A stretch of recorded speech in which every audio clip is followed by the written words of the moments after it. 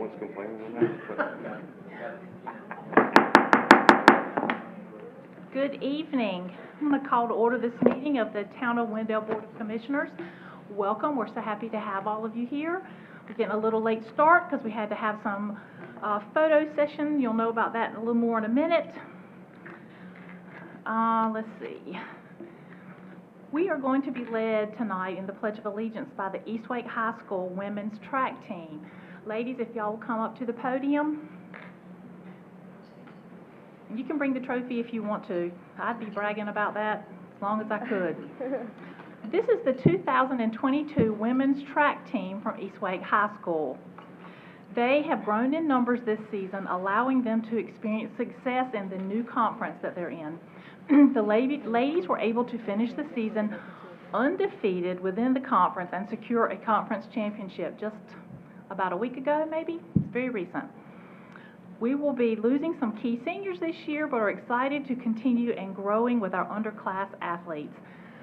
We wanted to have you all here tonight and congratulate you and tell you how proud we are and what wonderful ambassadors y'all are for Eastwake High School and for Wendell. And I'm excited personally about all the girl power that we have going on here tonight. So we wanted to tell you how proud we are of you and well done. So.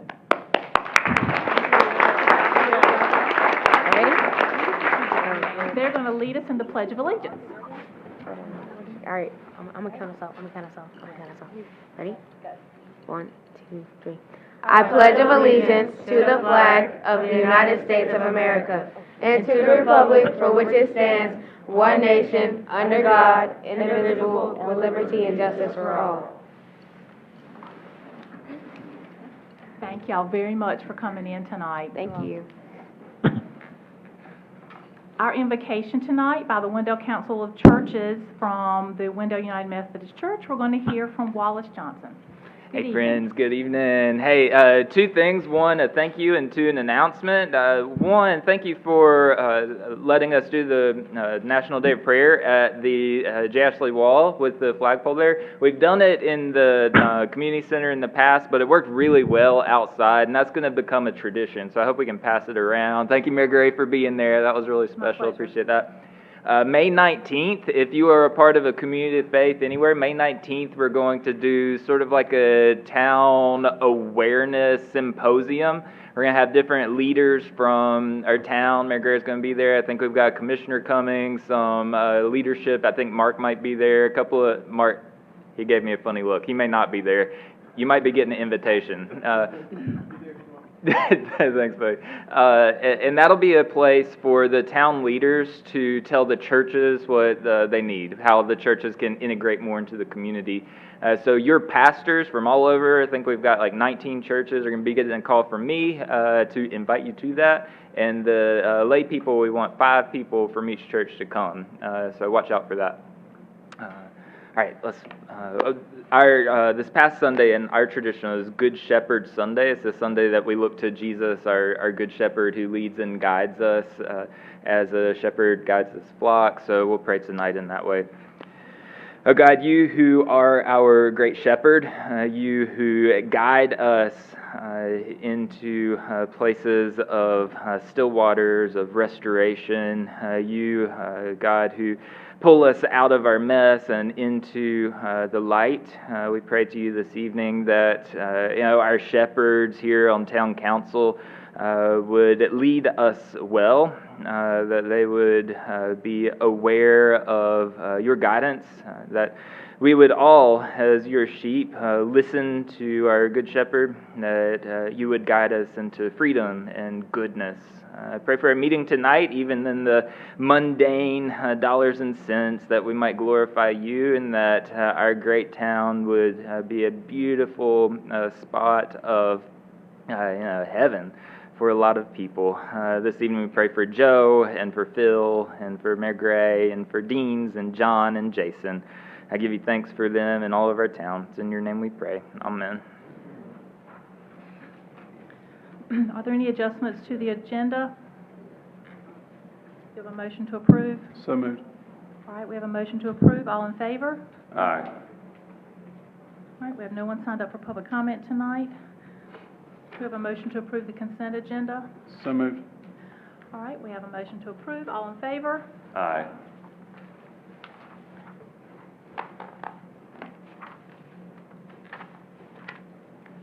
Let's move into section 4, recognitions, reports, and presentations. Item 4A is a proclamation proclaiming May 21st, 2002 as Kids to Parks Day in the town of Wendell. So I'm going to read the proclamation to you. Whereas May 21st, 2002 is the 12th Kids to Parks Day organized and launched by the National Park Trust, held annually on the third Saturday of May. And whereas Kids to Parks Day empowers kids and encourages families to get outdoors and visit local parks, public lands, and waters. And whereas we should encourage children to lead a more active lifestyle to combat issues of childhood obesity, diabetes, hypertension, and hypercholesterolemia. And whereas Kids to Parks Day will broaden children's appreciation for nature and the outdoors, whereas Kids to Parks Day will recognize the importance of recreating responsibly while enjoying the benefits of outdoors, now therefore, on behalf of the Wendell Town Board of Commissioners, I, Virginia Gray, Mayor of the Town of Wendell, do hereby proclaim May 21st, 2002 as Kids to Parks Day, duly proclaimed this the 9th day of May, 2002. So get outside and enjoy all of our beautiful parks here in Wendell. The next item, item 4B, is a presentation of the North Carolina City and County Communicators Excellence in Communications Award. And we're going to hear from our town clerk, Megan Howard.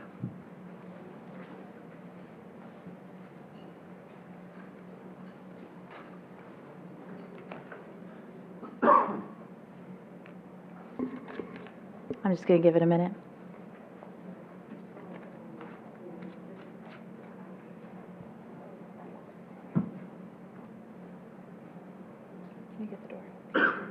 Good evening. Tonight I bring to you the presentation of North Carolina City and County Communicators Excellence in Communications Award. At the 2022 North Carolina City and County Communicators Excellence in Communications Awards, the town of Wendell won first place in the Best Use of Humor category for our Don't Be a Krampus Wendell Wonderland promotional video. This category was judged on best use of humor to inform the public about an event or program or convey a message about the organization. The Nc3c Awards program, excuse me one second. Thank you. Communications never stops. There we go. Let's go back to that. Okay. Where was I? The Nc3c Awards program includes a total of 29 awards in 6 categories: print, video, digital technology, social media, general composition, and other. I was told there were 111 submissions this year and 29 awards given out. The Don't Be a Krampus video wouldn't have been such a success without the videography, audio, and editing skills of Talia Rodriguez, who is manning our video tonight, and Journey Wiggins of East Wake Television, the screenwriting finesse of our Public Works Director, who's behind me, Brian Bray, and the acting skills of Captain John Slaughter, HR Administrator Debbie Kennedy, Assistant to the Manager Stephanie Smith, and our entire Public Works Department. We really enjoyed collaborating on this project together, and we're looking forward to bringing home future awards, hopefully more than one in 2023. And there is a picture of the award that we won at the conference this year.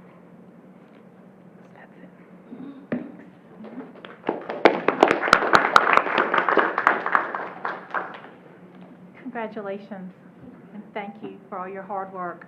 We've talked a lot about wanting Wendell to be recognized out in the world, and this is the first time we've got something like that. We're really proud of it. Thank you.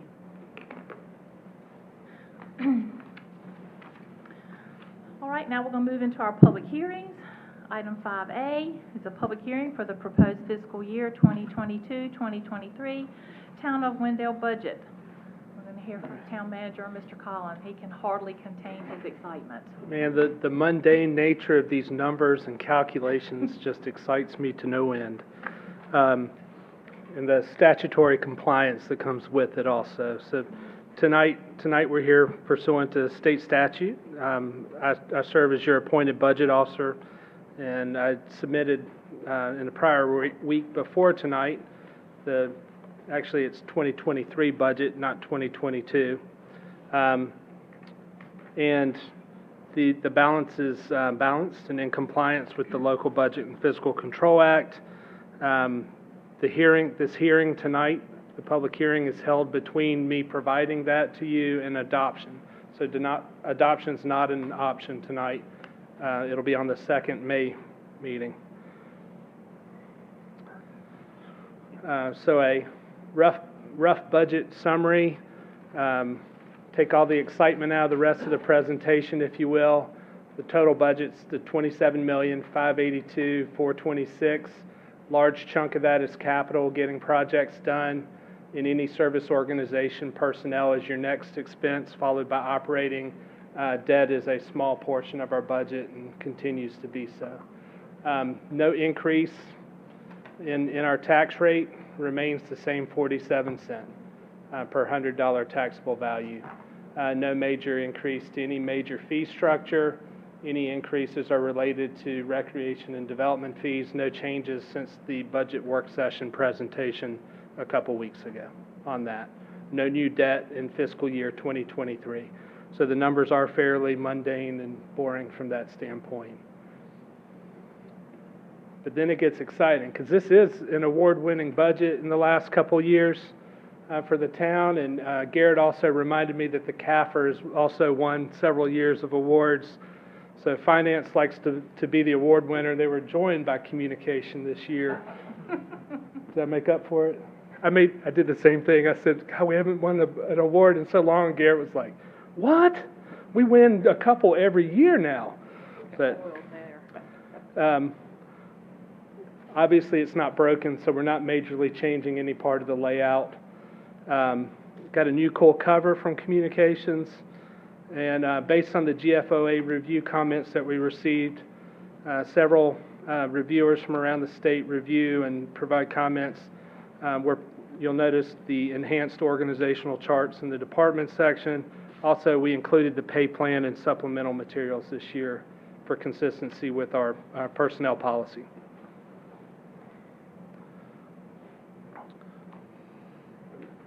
Fewer challenges or highlights in this year's budget than last year. There were 6, if you recall, last year or more, and this year's there are 3, but they're weighty. What we heard from the board is in these times we need to invest in our people first. And so the budget reflects that. Implement the plans. We've been doing a lot of planning in past plans, and what staff heard from this board is let's accomplish some things from those plans in the coming years. But in doing so, let's maintain our core service levels and our structural, fiscally conservative balance to our budget. So have our cake and eat it too, and I think mission accomplished in the budget that was delivered to you last week. How we invest in people first in this budget starts with a 5% cost of living allowance. That keeps all of our employees up to date with their income to be competitive in the market. The 2% in-range adjustment helps move employees in their range, which helps deal with compression and to have separation between people who served in a position to someone newly hired that may not have that experience. We reviewed mainly the police department and a few other positions as part of our personnel policy direction on reviewing a third of our job classifications. That is implemented. That includes an increase for all the sworn positions of at least one pay grade to be competitive within the market. And we used the same 12 comparatives that we did with the pay and class study from a couple years ago. We're maintaining health savings account for $600 for employees. You'll see one change and some changes from the recommended budget on a future slide there. Adds 9 positions to maintain service level and reduce burnout. Not just the pay's not the only thing that's important to employees in local government. It's actually the burnout's the larger contributor to the reason employees leave public service right now. But making sure that you have sufficient staffing and the work environment, the technology that they use, creating efficiencies, not only is good for our bottom line, but also helps reduce that stress on employees. And so the budget's continued investment, completing the town hall, designing for a public works yard, retrofitting the EMS facility on 3rd Street for police and public works use in the future, all help improve those workplaces that are important. There are a lot of other small ones that are very important for departments that are included in there as well. You know, when you look at that in whole, it's a meaningful investment in the people that provide service to the citizens. Going in to implement the plans, I will not read through all the slides that I read through with the board. This is in the budget message in the introduction. I encourage anybody listening or reviews this the budget message is a good summary of what's in there. There's a fairly comprehensive list of the board and the community's plans and how this budget advances them. And it's significant. Big effort in Parks and Recreation Master Plan. Hollybrook Park finishes design and starts construction. I'm not promising completion of construction in the current environment, but hopeful. Northside Park, we wrap up land acquisition. Main Street Park, land acquisition. So a main goal of getting 3 neighborhood parks, just acquiring in the land. In the first 5 years of that plan, we're not only acquiring the land in the first 3 years since the plan, but we're also building one of those parks. So that's a major improvement in parks in Wendell. Updating town play equipment was a big one, and both of the top 2 forms of play equipment are included in the Hollybrook design. So it's not just the quantity of parks and location of the parks, but what's in those parks is also responsive to what the public told you and what was adopted in the plan. Trail improvement, connectivity is always a big discussion point within our community, and so we're building a trail and we're designing the next one this coming year.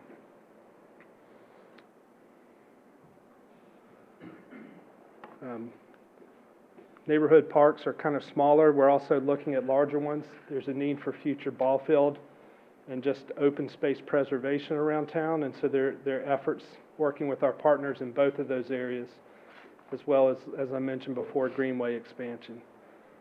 Not only should we look at new, but we should also look at taking care of what we have, and there are improvements at Wendell Park. I think the replacement of the concession and restroom building at Wendell Park would be a crowd pleaser, as well as Wi-Fi to the ball field area. Both of those things would be a customer service. The concession restroom also checks off boxes on the ADA transition plan implementation. Starts a downtown streetscape plan, year 1 of 2, giving us guidance on our investment in downtown, how to be consistent and implement that over time. ADA transition plan, making sure that our programs and facilities are accessible for all.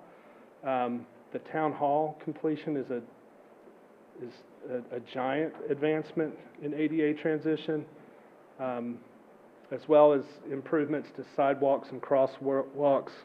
The parking lot at the Women's Club being resurfaced would be an ADA compliance check as well. And updating our website redesign. Not only are we going to be more active in communication, but also how it's accessible to everybody is important in that design. Completely implements year 2 of the 5-year paving survey and advances implementation of our stormwater utility study by getting equipment and starting some capital projects and position additions.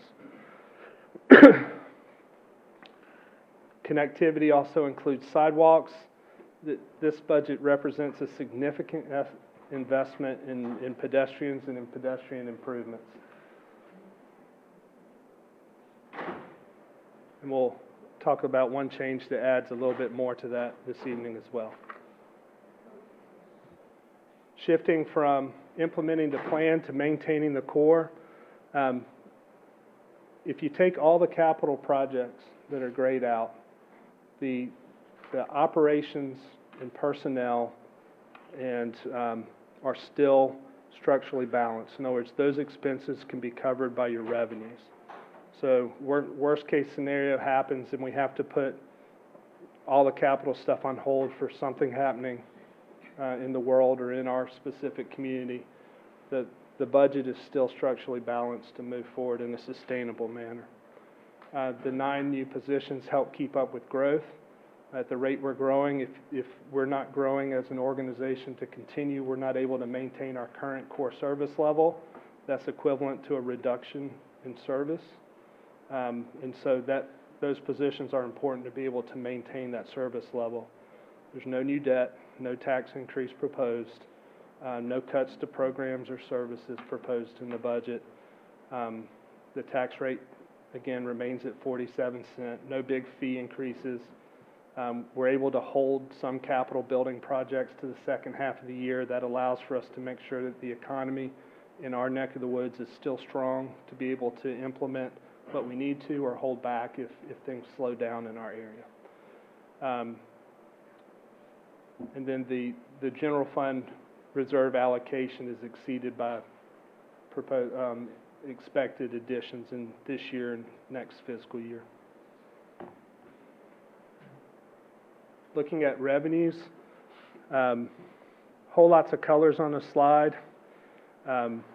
What those colors basically show are that, which is no surprise, is that the property tax, ad valorem taxes being a large part of, property tax being a large part of ad valorem taxes is the main revenue source available to local government in North Carolina. When you look at intergovernmental unrestricted, that's primarily sales tax. That's very positive and increasing. Restricted are grant funds, permits and fees. With growth, you also have increased fees. So you can see the main contributors there. At the bottom is a main funding source for your capital. It's the loan that we took out last year. A lot of the capital program is carrying forward last year's projects to this year, and the fund balance transfer helps cap that off. So when you look at expenditures by category for our budget, the largest item is our capital expenses. That's implementing the plans. Followed by, as I mentioned earlier, personnel, and then operating, and then debt service being the smallest slice there. You can see on this slide a little bit about how the different departments within the budget break out on their spending. One thing I'd like to highlight, that's a nuance, but it's a transparency to the public.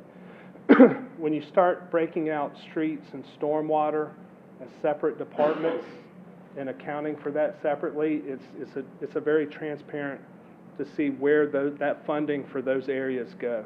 So we have the new stormwater fee. You're able to see where that's being spent with the stormwater department fund now.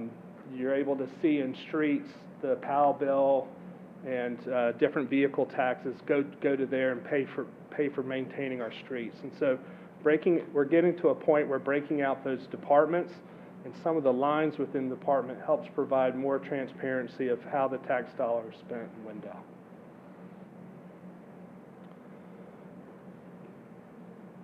Threw out just some highlight things for numbers in there. Speaking of transparency, starting the National Citizen Survey in the coming year as a kickoff to our strategic planning effort to get statistically valid feedback from residents in Wendell. Contracting for a financial advisor and Wake County Tax Collection and Finance. Both of those are expenditures, one looking forward, one recognizing, kind of breaking out that separate line for the expenses that have been buried in a different line in previous years. the tax collection rate is increasing for the first time in a significantly long time in Wake County to help cover costs that have increased over time. Economic development, it continues the investment in our entrepreneurial program at the same level as this year. It also includes a new building upfit grant that we'll hear more about later of $100,000. It reduces some of the outside economic development consultants since we have more in-house staff capacity. We don't need as much consultant hours, so we reduce there. And it also provides for public art. Planning, we're closing out the merger with Raleigh. Some of those properties that we own are outside of town limits currently for water and sewer. We need to do annexation surveys as well as record easements if our transportation plan requires additional right-of-way or something on the property. It allows us to get those properties in a good condition before we transfer them for ease of issues later. Building and grounds, you're adding a new town hall. It's a good time to review our janitorial services. Public Works has gotten cost estimates for that and included a new price for our facilities that makes the cleaning a little more robust than in the past. Emergency communication and fuel goes up. The more officers, the larger the town. In this case, the prices of those items also have gone up, so you see increases in those areas. You have more street lights that use more electricity, so you have more costs on street lights. Holiday decorations is not necessarily growth. We found that squirrels and ants like different components of electrical cords. And so we're fighting ants and squirrels on our holiday decorations. I think that's not an uncommon thing around right now, but we're also going to an LED, which is more efficient design moving forward, and that starts that replacement out. Residential solid waste collections, relatively flat, but increases with the growth of our town. Four-way stops being added, the reduction in speed limit in neighborhoods, so there's additional money for street signs and fixtures to help implement those policy directives of the board this year in next year's budget. Provides for the Women's Club lot being resurfaced.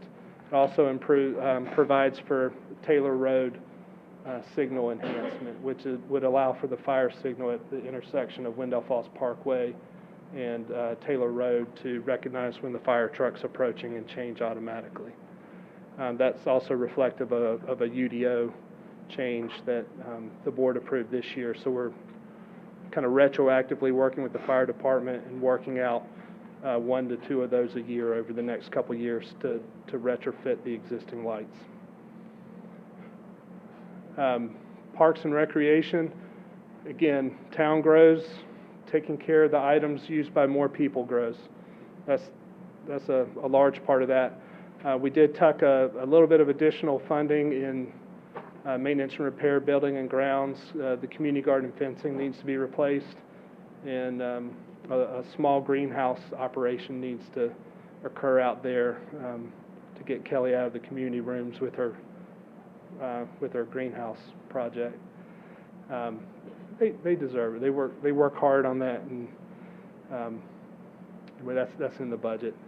Special appropriations remain the same for the same 3 recommended. Nobody can read that on that page. I understand that. Just for the public's awareness, a capital improvement plan is a 5-year plan. The first year is the actual capital budget that's funded in this budget. Year 2 through 5 are for planning purposes only. So it allows us to do a little bit of long-range financial planning looking forward. So the overall cost of the 5-year plan is $37,545,924. The actual, you'll see that a lot of that's front-loaded in year 1. Thankful to about $9 million a carryover from the current fiscal year, with about $6 to $7 million of new projects to come up to the 15,135,036. Within the budget, you can see a list that there's a list of projects for transportation and infrastructure, vehicles, equipment, and technology, building, grounds, and land,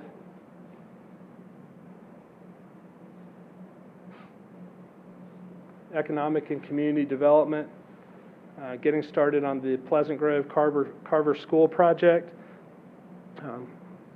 Hopefully we'll have some good news soon on some additional funding there.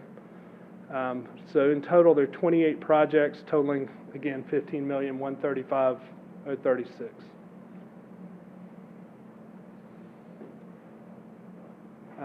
No new debt. For those who may come in occasionally and say that we have too much debt, the actual computation by the State Treasurer's Office is there on the right about computation of legal debt margin. You can see that our legal debt margin is $86,889,000. In fact, we only have $13,415,000, so we're very, very low on debt to our debt margin at this point. When you look at moving forward, it reserves capacity as we move forward in the assessed value increases. Our ability to borrow to meet capital demands at that time increase with that. So as we grow, so does that debt limit grow. General fund reserve. One thing pointed out at and following the budget workshop is that our fiscal policy for fund balance calculation is more fiscally conservative than the state treasurer's calculation of fund balance reserve. Their number is going to be higher than our 49.6. The reasoning for that is our calculation looks at this year and forward and is a budgeting estimate. Theirs is an audited factual amount looking at our last audit. All right, so when you look back at our last audit, it's a higher number. Expending the fund balance reserve that was getting, I'll leave the value judgment to the board, but in staff's opinion, a little high, down to a more appropriate level, closer to 50%. Knowing that we have additional funds coming into that fund balance reserve this year and next year, puts us in a more appropriate level and position looking forward. That exceeds, the 49.6 exceeds the 40% town policy and also greatly exceeds the local government commission minimum of 8%. All right, let me talk about some changes from the recommended budget to what staff anticipates that you'll see 2 weeks from now. The first is in stormwater. Finance recognized that the billing is being done through Wake County Tax Assessor with the tax bill, and that cost is $350. So you'll see a new line for contract services, billing, collections in that amount, and a decrease in the professional services engineer line by like amount. In the capital area, a reduction in the capital outlay land acquisition of $230,000. There's an anticipated land acquisition that will probably be delayed into next fiscal year, next budget cycle for the state rather than the current upcoming fiscal year. And because of that, that frees up some funding. Feedback from the board is if there's additional funding for sidewalks, new or filling gaps, that would be desired. And so $190,000 of the $230,000 is put in with the ADA compliant street maintenance, which is the sidewalk program line. So that with the $60,000 that's in the recommended budget would bring that up to $250,000. That's equivalent to the amount in the current year's budget that we anticipated being in the sidewalk program for year one when it was created this year. So that just sets it to the exact amount that was in last year's CIP. It also provides $40,000 for an IT capital project. Our Microsoft 365 server is no longer supported, and so we need to replace that email server this coming year. In non-departmental, I should say, you can see that there's no increase to the budget or reduction to the budget with any of these three items. They're kind of solved within their own function or department. In the non-departmental, we had estimated with the consultant's input approximately 15% increase. The actual number came in at 9.2 in health. Anytime it's less than 10% these days, I'm happy. Especially for a small organization that a few claims can greatly change our actuals there. So that money stays flat within the budget. Within our health, our HRA card, we've been trying to encourage the inclusion of family dependents into the healthcare system. That reduces overall system risk and can flatten some of the premium increases over time. So that benefits both people with families to include their dependents in, but it also, for people who are 100% town supported, if they don't have premium increases moving forward, they're less likely to have to share parts of that, which is common in other employers. So there's a benefit to all parties in that situation. So what we're doing to do that with that small savings in what was anticipated versus actual is shift the HRA amount for the higher cost single plan up from the 600 amount to 900, and that will increase that line by that amount, 19,400. You reduce the group insurance by that same amount. One other thing that you'll see, again, transparency, is breaking out our typical health insurance from our dental, vision, our ancillary insurances. So you can see that health is our main driver in that space versus not. The other thing that is accomplished in the group insurance, our health insurance, is on the family side, the town support goes from 700 to 900. All right, make sure I got those numbers right. So it increases by 200. What that does is it sets the actual out-of-pocket relatively flat to what employees paid this year. So the town's covering the premium increase, and so that when you think back to that cost of living allowance, that cost of a living allowance isn't going to be eaten into by that health insurance premium expense. So it's a true benefit to the employees there. Any thoughts or concerns on those items before I make the changes? That's new for y'all. Okay. Again, doesn't increase or decrease the overall budget at all. It just solves it within itself. Just reminding the public where we are in our process, that it says January, but it really starts with your strategic plan. That's what guides 2 years worth of budgeting in Wendell, and but this specific one, January. But here we are in May 9th at our budget hearing now, with the next and hopefully final step of adoption at the next meeting on the 23rd. And I'm happy to answer any questions, or if there's anyone from the public that'd like to provide input, and then All right, I'm let's available. open the public hearing. Are there any questions from the board? Got 1 minute, Mayor. Yeah. Mark, communications for police. Can you delve into that $100,000 a little more? It's physical radios. Okay. Is this the upgrade or No, new? sorry. Chief. That's a different line.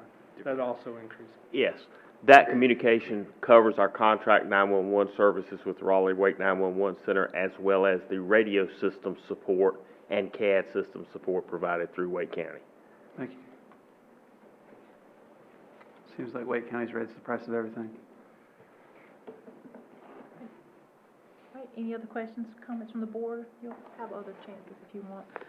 All right, is there anyone from the public that would have any questions or comments they'd like to make?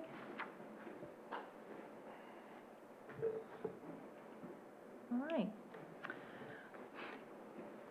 All right. I'd just like to wrap up then with the Yeah, staff. great. I'd like to thank Garrett and his staff, the management staff, and all the departments for all their hard work to get the budget to this point for the board.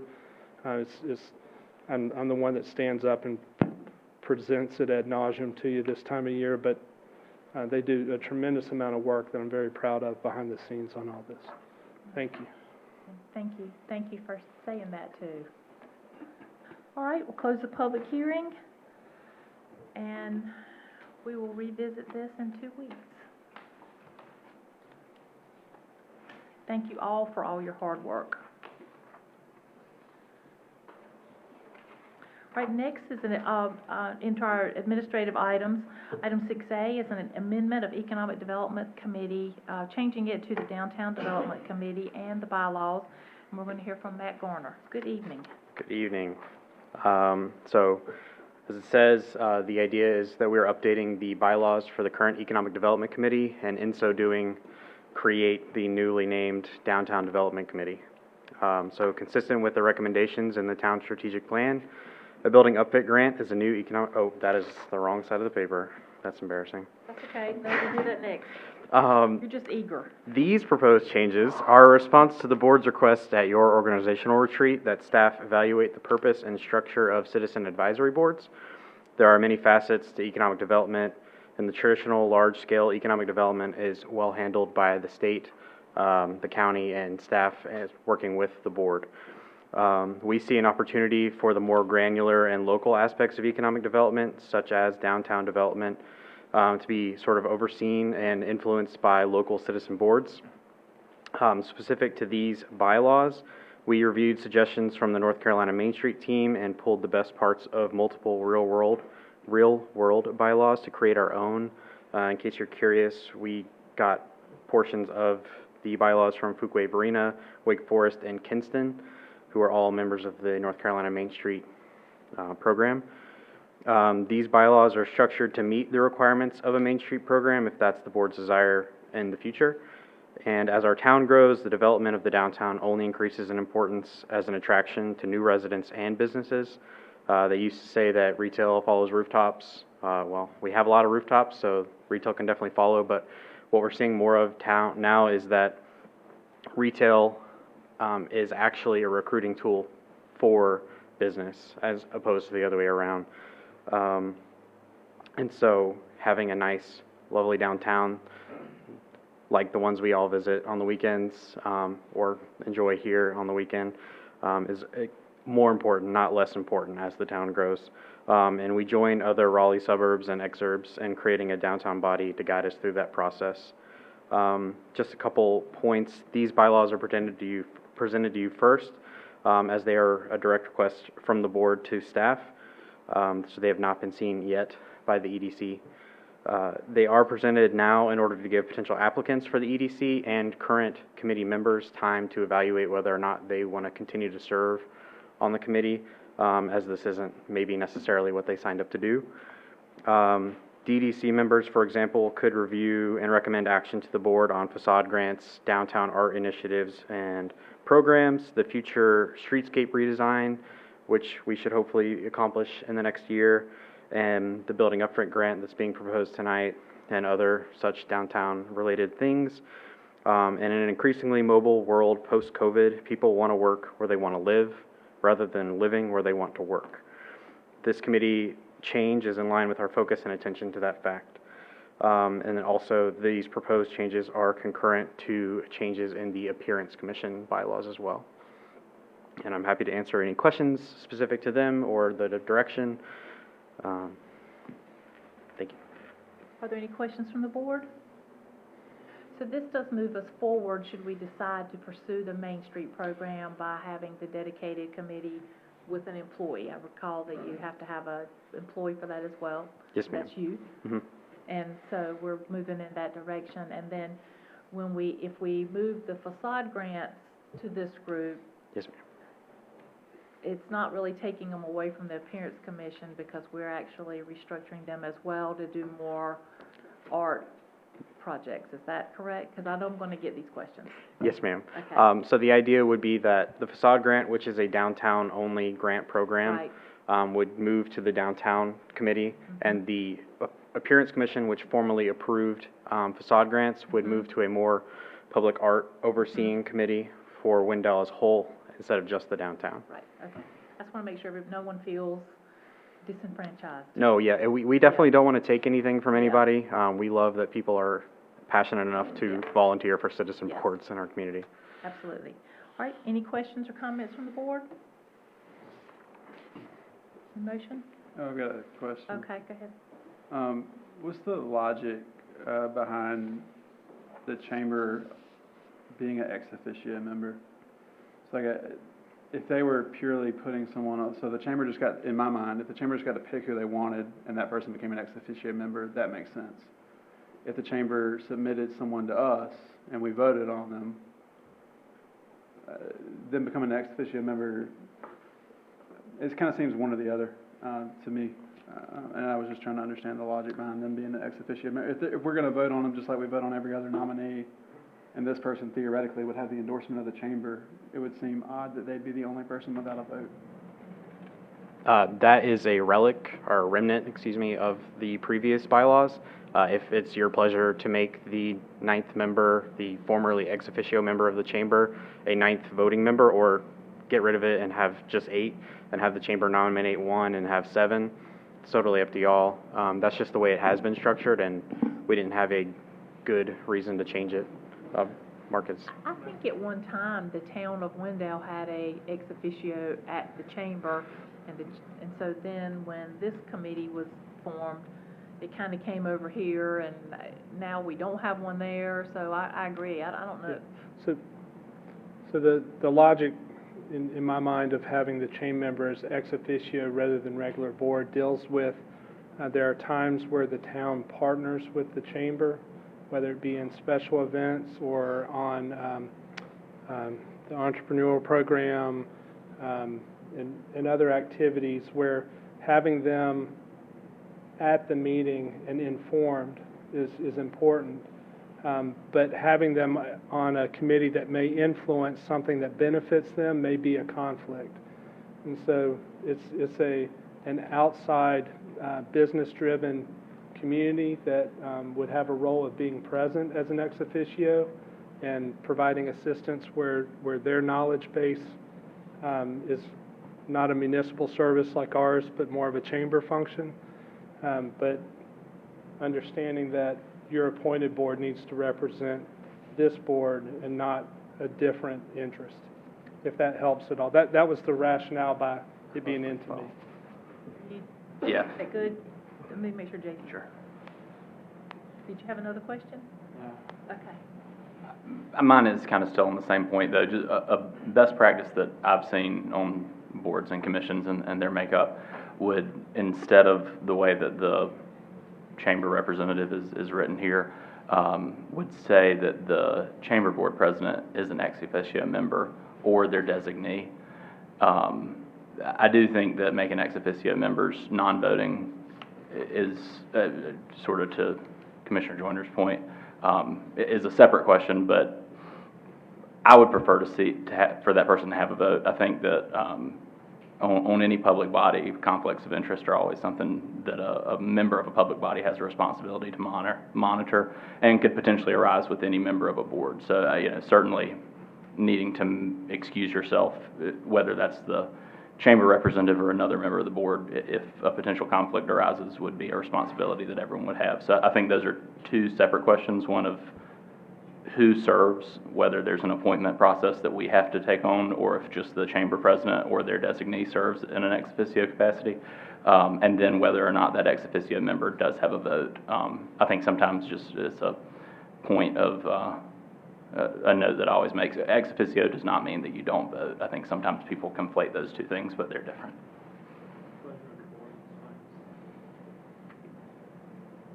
So what do y'all want to do? I think the odd number would be important as well.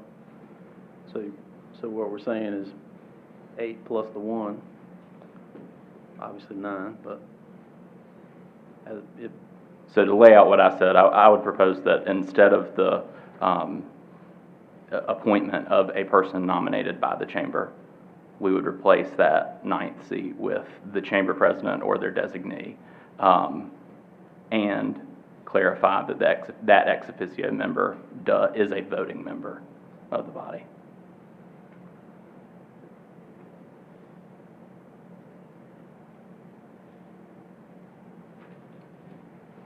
Absolutely. Okay, any other comments, questions? We don't understand if that's the case, then the chamber president, just for example, stays there president the whole year. This isn't a flip-flop. I can't come this time. This person gets my place, or how does? I didn't think that's. I don't know how that would work. that would be the member. I think or the designee piece, and to speak to, sits on a lot of boards, it provides that whoever that chamber, if it's, for instance, Petey, I'm using real names, but he can say to Shelley, hey, I can't be there tonight, I've got to be somewhere else. But it gets consistent chamber membership there, regardless of whether or not that person can be there or not, in my mind. One thing you may want to do with the chamber president is that their cycle of when you change presidents is different from our cycle of when we do this board. So it would be, so maybe we should say a chamber representative, or I don't know. I'm thinking we may wind up with, by the time you take the person holding the office changes and then someone can't appear, you're having a lot of different people. If everybody's okay with that, I'm fine with that as well. We could let that person, I suspect that's where the non-voting part came in, maybe because it was changed. I don't know. But that is something to keep in mind, that person will change at a different time of the year than we change these groups, so. Commissioner Eatman's, I think it's up there, and then when it changes, by definition, it'll be when their election happens, it just changes. It just changes, But we yeah. don't have to do an But appointment just anyway. just keep in mind that could happen, so. And just as a point, with the addition of a 9th voting member, do you also want to change the quorum requirement from 4 to 5? Just so I'm Yeah, clear. I think you should. You nodding yes, Mr. Attorney? Yeah. And then the designee piece covers, and they can do their thing. Right. Is that everything you need? Yes, ma'am.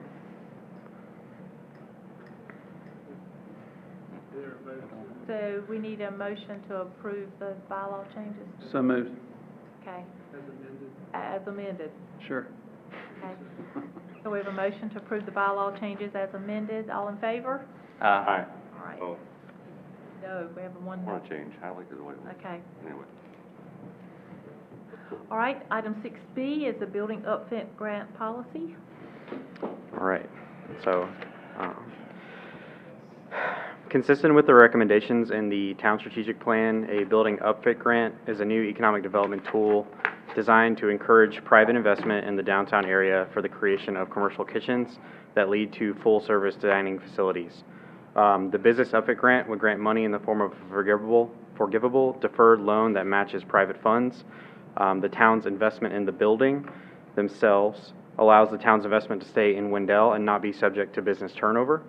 The grant could be used for the creation of fire suppression infrastructure, capital commercial kitchen upgrades, activation of second or third story spaces, etc. The grant program serves as a short-term incentive program designed to establish the critical mass of restaurants downtown for it to continue to grow autonomously. What we find a lot of times is commercial development happens in clusters. So one restaurant does not a commercial area make, nor does two maybe not even 3, but once the 4th one's there, now it's an attraction for other commercial and retail development.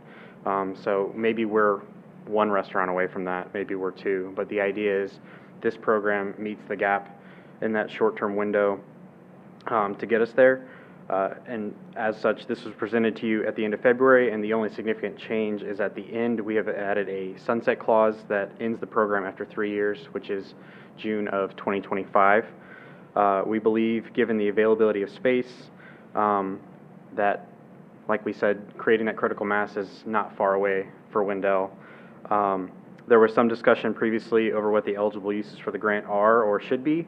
We have kept the original language that includes sort of broad language as far as commercial kitchen upgrades, fire suppression systems, which gives the board and staff flexibility to judge each application and situation on its own merit.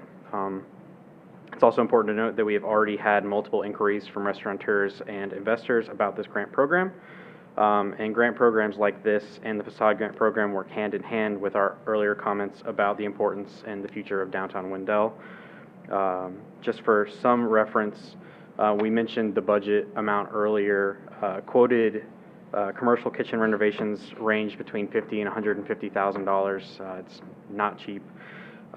Similar programs exist in Raleigh, Burlington, and Goldsboro, which are all nearby, and there's a lot of other communities throughout the country that have similar programs as well. And just as a refresher, again, it provides grant funds in the form of a forgivable 3-year loan. So we grant the money for completed work after approving the work before it has been completed. If their upgrades remain in place for 3 years, the loan is forgiven, and the money is seen as an investment in the building. If the upgrades do not stay in place for 3 years, or if the business changes hands, say to a non-restaurant use, the town is eligible to receive back its prorated share of the money that it invested in the building. And the funds available per year and the program's continued existence per year is at the board's discretion and subject to budgetary concerns that we just went over this evening. And again, the program will end, unless otherwise extended, June of 2025. And I'm happy to answer any questions about the program or anything else related to it. Any questions from the board? I have 2. Okay. You mentioned the prorated nature of a reimbursement. If that were to happen, fingers crossed, that's never a bridge we have to cross, but just can you explain what that means, or how that would work? So the loan is for 3 years, so the portion that we grant in the form of the match divided by 3 for every year or for every day, depending on how many times you divide the number, would be due at the end of that period. We could change it to something different or more severe if that's the board's pleasure, but it seems a fairly standard way of retaking the money. Okay.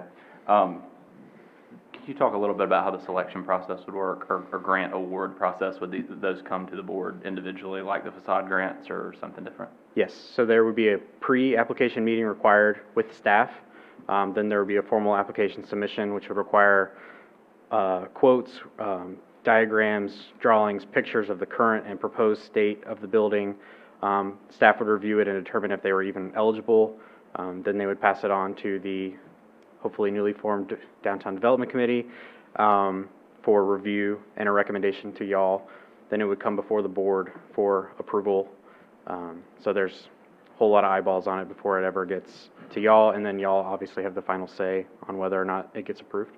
And that would be done on a rolling basis as needed? Yes. Okay. Thank you. Any other questions? Yes.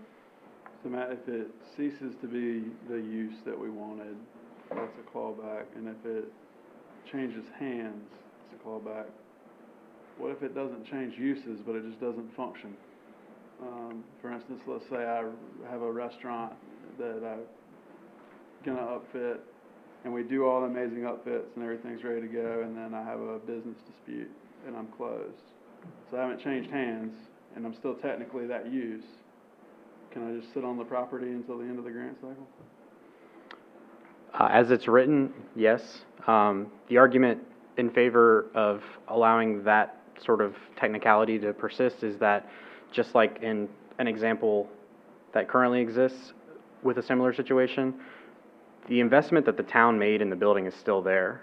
The upgrades that the town made in the building to where it looks nice still remains after the 3-year period. And if a restaurant is created and the infrastructure is put in place, it's likely that only a restaurant buyer would buy the restaurant. I mean, we can't win every single battle, but it's pretty close. Thank you, Matt. Any other questions? All right, we have a motion. Mayor, move we approve the building upfit grant as presented. All right, we have a motion to adopt the building upfit grant policy. Is there any discussion on the motion? All in favor? Aye. One opposed? All right. Thank you. All right, we'll move into section 7, other business, updates on board committees by town board members. We're going to hear about the Wendell Volunteer Fire Department from Commissioner Joyner. Thank you, Madam Mayor. The Wendell Fire Department met last week, and as I think the county commissioners are doing the same thing we're doing today, working on budget, but the fire department's excited about what is proposed in the budget. We're also excited about what's proposed in this budget and the ability to get some traffic control measures put in place,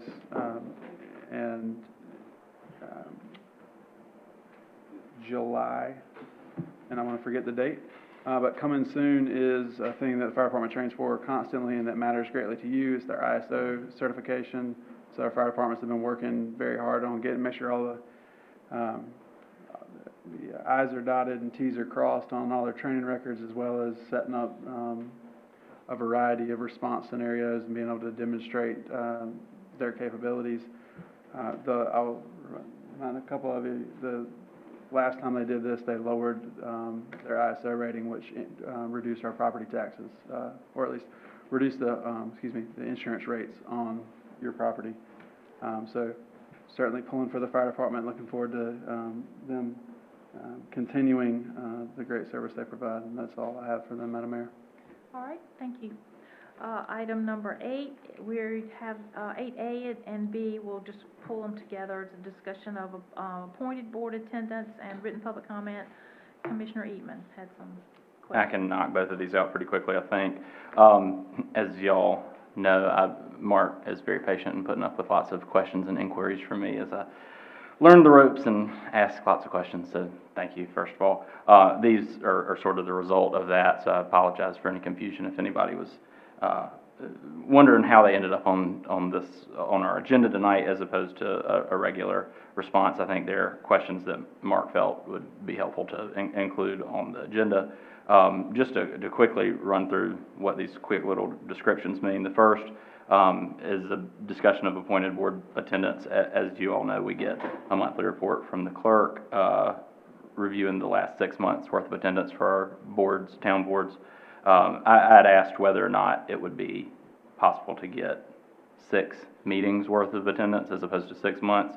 However, discussion with the mayor and board members seems like the board is happy with the current reporting structure, so I'll work with the clerk and reviewing the minutes of the board meetings to sort of track that in an adjusted way myself.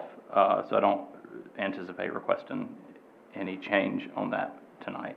And the second is discussion of written public comment procedure. As you all know, since the beginning of the pandemic, the town during public hearings has accepted written public comment in addition to the spoken public comment that people make at our meeting. And I think I said public hearings, but I think that's just the public comment period at the beginning of our meetings. At both. Okay, thank you. And the way that works is if you're here, you make the comment in front of the board. If you submit written public comment, then the clerk reads those comments in addition to us having those comments shared in writing. Felt a little bit redundant. I usually read those, and then I hear them read again in the meeting. So in the interest of time, I did ask whether or not there was any legal reason that we do that in the meeting, read out those submitted written public comments. My understanding is the answer is that there's not. However, after discussion tonight with the mayor and others, understand that there are members of the board who do find that valuable and would not want to change that current practice as long as anybody finds that helpful. That's all for me. This is a good time, though, if y'all would like to talk about, right now for public comment, either before the meeting or during public hearings. And I didn't say it tonight, but I usually say it, that you can come in person, you can submit written comments to the clerk, or you can make arrangements with the clerk to call into the Uber line. These are all additional offerings that we created during COVID, so that we were making absolutely sure there were not obstacles in place for people not to be able to participate in public comment or during public hearings. If y'all would like to change that in any way or fashion, if you'd like to talk about it, if you want to just think about it now that it's come up, we can revisit it at a future meeting. Town staff can maybe look into what other towns are doing, and we can adjust accordingly. Or I know we don't get that many submitted. We typically have written submitted when there's a public hearing that is engaging to a lot of the people in the community, and we get it then. But we really don't get it that often. But we can make a change. So what I'm saying is I'm inviting y'all to think about it, and if you'd like to make a change, we can certainly see about changing that to adjust if that's something y'all are interested in doing. All right, is that it, Commissioner Eatman? Yes, thank you. Mayor, Yes, sir. I just confirmed that there's not a legal requirement. There is not, okay. I note that on our, on the printed agenda, paragraph 2 says that they will be read, so It does say that, yeah. change that. Yeah. Okay, well, we'll think about it. I think everybody's in agreement, we'll think about it. All right, let's do our regular comments. We'll start with Commissioner Joyner. I don't have anything tonight, Madam Mayor. Sorry? Nothing tonight, Madam Mayor. Thank you. Commissioner Lutz? No comments tonight, Mayor. Commissioner Eatman? Nothing for me tonight. Commissioner Tarnaski? Comment tonight, Mayor. Commissioner Deloach? It's pressure. I got stuff too. Pressure, Mayor, pressure. You know what? I'm gonna go no comment tonight, Mayor. My gosh, you just want to be one of the group. They just always For the like sake to of be the time. odd man out. All right, Hey, well, I'll tell you what, okay, go ahead. I'll take that back. All right, good. Thank you for that. Real quick, I went to Greenville today, spent time with my now 20-year-old daughter, so we are minus another teenager in the household. So I realize that Hattie D is not listening tonight or watching. I hope she's not. She has better things to do, but happy birthday to my baby girl, and go Canes. By that. Congratulations for surviving a teenager, another one. We got one left, All right. almost there. About 10 days ago, we had our very first neighborhood cleanup day. I'm really, really proud of that. When I probably the very first time I met with our new town manager, I told him I wanted us to have and I called it a clean up your backyard day. I don't know if he remembers that. I didn't know what to call it, but what I was doing is I was kind of trying to convince him to get Public Works to work on a Saturday and help people clean up their yards. And so I had ulterior motives, and I feel like it's important because I think a sense of community and a sense of pride in your street and pride in your sense of place is very important. And I think that we have a lot of folks here who need some assistance with that. So I felt like we could have a day where we could do that. Anyhow, I think the manager saw through me and he kind of went along with it a little bit, but he and town staff brainstormed about it, and they have taken it 10 notches up, and I'm so pleased and proud of it. Essentially, they divide the town into sections and committed to a section a year. We just had the kickoff for year 1, but we have had a little bit of a delay because of COVID, so we're working on year 2 also, and we're finishing up year 1 at the same time. But our folks are multi-talented, and we can do a lot of things at one time, and they always do a lot of things at one time. So anyhow, that's what kind of the situation we're in right now. It includes a variety of services: roads, sidewalks, debris removal, facilitating building improvements. We are just trying to do things and shine a light on different parts of the town so that those parts, once the year passes, you can really see we're getting a lot of bang for our buck and for our efforts in that area. We're certainly not limiting our work to that area in town, but we're focusing on it with additional resources and improvements. Our first cleanup day, like I mentioned before, was just a few weeks ago, and they told me the number was 13 to 15 tons of debris were collected. That is a lot of junk.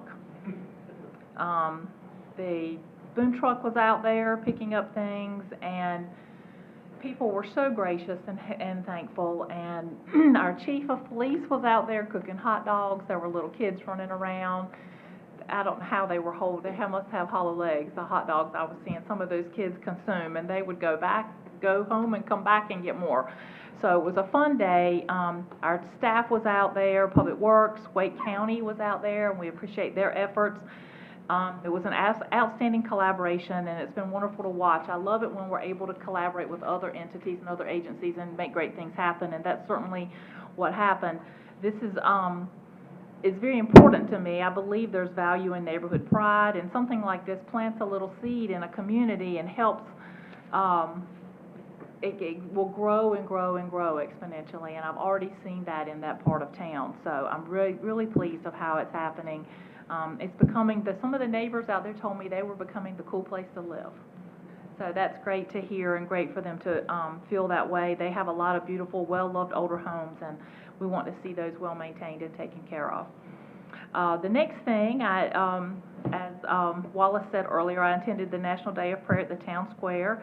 And I appreciate the Council of Churches for putting that on and organizing it, and I'm always eager to attend and appreciate the invitation. I certainly appreciate the prayers offered on my behalf and all of our behalf. It was very humbling, so thank you for that. I went this past weekend to see Romeo and Juliet at Eastwake High School. Eastwake High School, we're talking about them a lot tonight. The production was wonderful, and we have a lot of talented kids here in Wendell. I was really proud of all of them, and one of them is actually the child of one of our employees, and she was beautiful and did a wonderful job. We had Public Safety Day this past week. Can y'all tell how busy we're getting now that we're kind of getting back moving from COVID a little bit? I really appreciate the Wendell Police Department, Wendell Fire, Wake County Sheriff's Department. We're all out there. I saw lots of smiling faces on kids. And I understand that Miss Gina Hinton worked very hard to organize it, and I think I want to really thank her and particularly mention her name. So I appreciate her assistance with that. A lot of kids were signed up for Camp Choices. I don't believe it's full yet. Is it, Chief? Is it full? Oh my gosh. As of today. So that's a great program, and they were signing up out there for that. We also have had our Wendell Makers Market. It was this past Thursday night. It was a huge success. My husband had so many bags in his hands. We were buying gifts and Mother's Day and Father's Day presents and things like that, but he left and went home and took the bags home and came back and told me not to buy anything else. So, but I did anyhow. But anyhow, it was a huge success. It was wonderful to see our beautiful event space being used for the first time for that. The lights were strung up over it, and it was really, really nice to see something that we've been planning for so long come to fruition. I was really particularly proud of that. There were a lot of people there. I urge you to come back. The next one is June 2nd from 6 to 9, so come down and enjoy it and check it out. It's really fun. This Friday is Meet on Main, the first one this year, from 6 to 9, right in the middle of Main Street. The band's the Ginger Thompson Band. The weather right now is not looking great, so a decision hasn't been made just yet. I had one of them call me this afternoon, and they said to please encourage everybody to watch social media, and they'd make a decision as the time draws near. You know, we're in North Carolina, and it can change on a dime, and it might be 95 degrees and sunny, so we just don't know.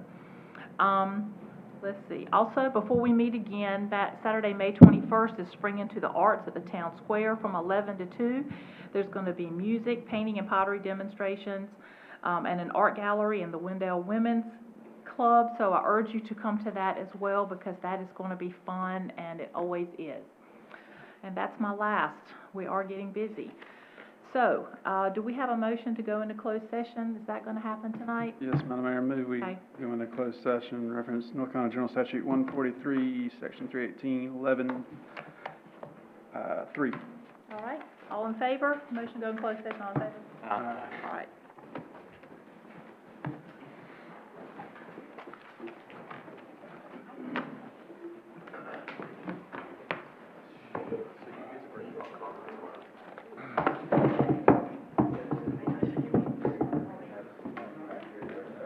Come up here, he should come up here just real quick.